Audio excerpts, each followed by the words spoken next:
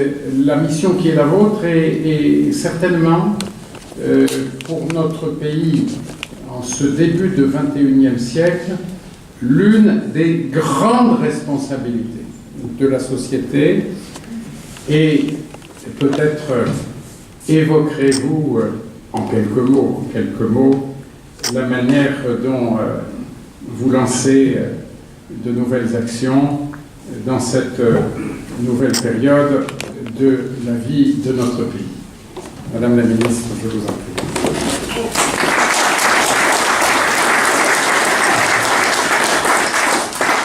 Monsieur le maire, monsieur le préfet,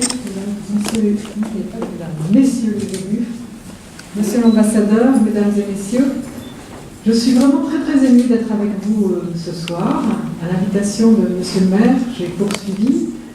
En fait, j'étais là donc à deux titres, accompagnée du Premier ministre, mais aussi à titre personnel, car mon arrière-grand-père, le général Villeneuve, a combattu ici, à Montdidier, et a été général, commandant la première armée française, et surtout a reçu les ministres plénipotentiaires pour le cessez-le-feu. Donc c'est avec une grande émotion que j'ai bien sûr assisté aux commémorations du 11 novembre, visité le musée où j'ai vu la lettre de Foch à mon arrière-grand-père. Donc c'est un moment très émouvant. Et merci monsieur le maire de m'avoir permis de vous rejoindre aussi ce soir, puisque nous avons pu aller sur le mémorial, déposer une gerbe aussi, c'était encore un grand moment d'émotion. Donc c'était vraiment à double titre que je venais et j'étais très heureuse. Pour vous répondre, monsieur le maire, sur ma mission, le président de la République et le Premier ministre m'ont confié cette mission. Je suis un secrétaire d'État rattaché au Premier ministre pour donner une ampleur nouvelle, en effet, à la politique du handicap, priorité du quinquennat, mais surtout, se rattachant au Premier ministre nous permet de faire une interministérialité. C'est-à-dire que, en fait, ma mission, c'est de pouvoir insuffler dans toutes les politiques publiques, de l'école, la formation, le travail, la santé, le sport, vraiment irriguer les politiques publiques et la place de chaque concitoyen handicapé comme étant avant tout un concitoyen, un Français, une Française qui a envie de vivre au milieu des autres. Oui, vous l'avez répondu, vous avez tout à fait raison, monsieur le maire, c'est une société inclusive que l'on veut. Et cette société inclusive peut être une grande force pour justement une construction d'une Europe stable, qui peut porter enfin des valeurs sociales, qui peut nous animer au-delà justement des clivages qu'il peut y avoir.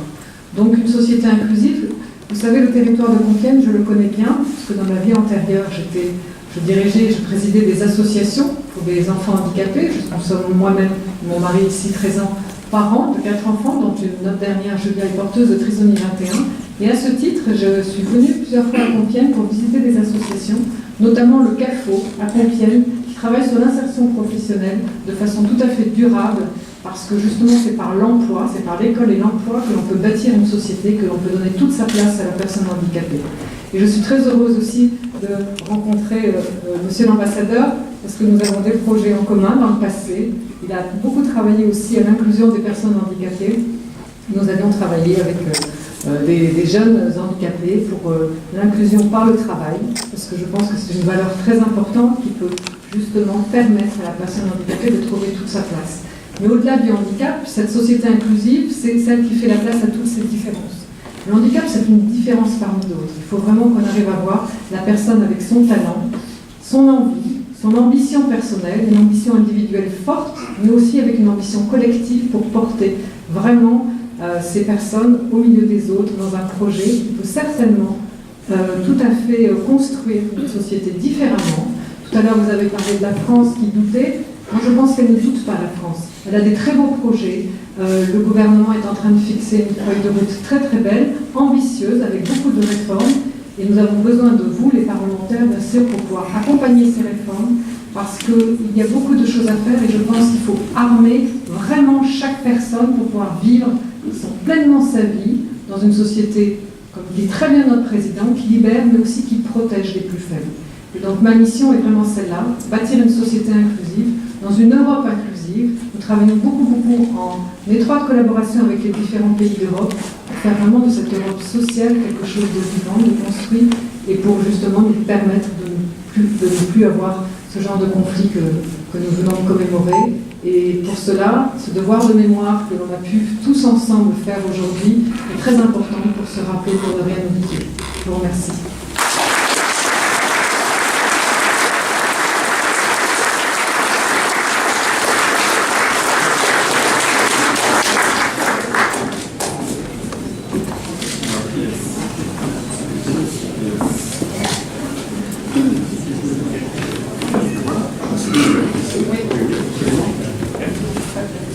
Très bien, merci.